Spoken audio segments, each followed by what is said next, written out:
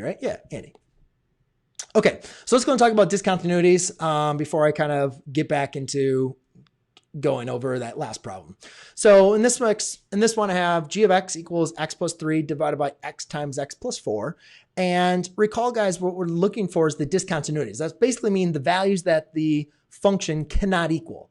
So, you know, when we're looking for those discontinuities, they're either going to be a whole or they're going to be an asymptote.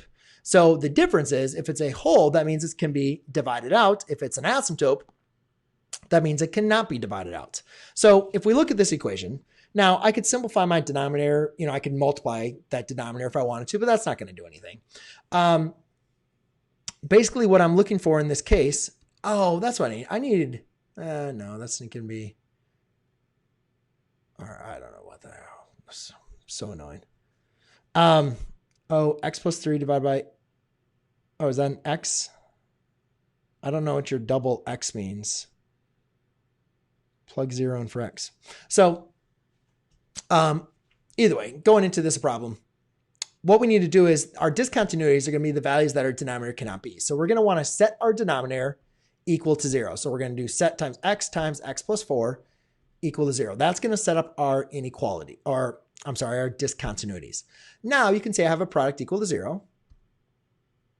Seriously? Okay. I've never had that happen before, so I guess we'll wait on that.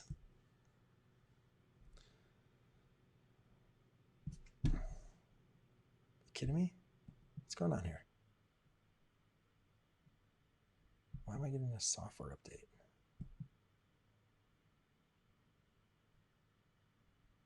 Okay. All right. Kind of weird. I guess I had a software update working in the background. So let's go ahead and finish this up the stream because obviously my computer is not enjoying this.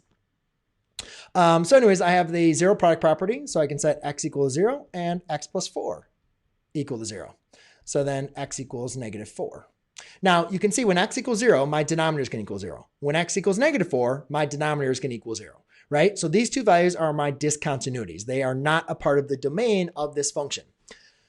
However, what are they? Like if you were to graph this, are they going to be a whole or are they going to be a vertical asymptote? Well, since neither of them can be divided out, they are both going to be vertical asymptotes. So we can say there is a vertical asymptote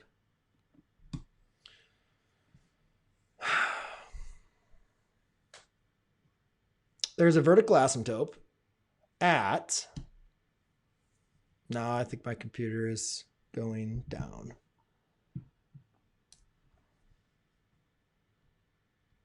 At x equals 0 and x equals negative 4. Now, when you say, well, what about if it was a whole? What would that be? Well, if it was a whole, it would probably look something like this. See, the whole, you can see this x plus 3 over the x plus 3, those would divide out.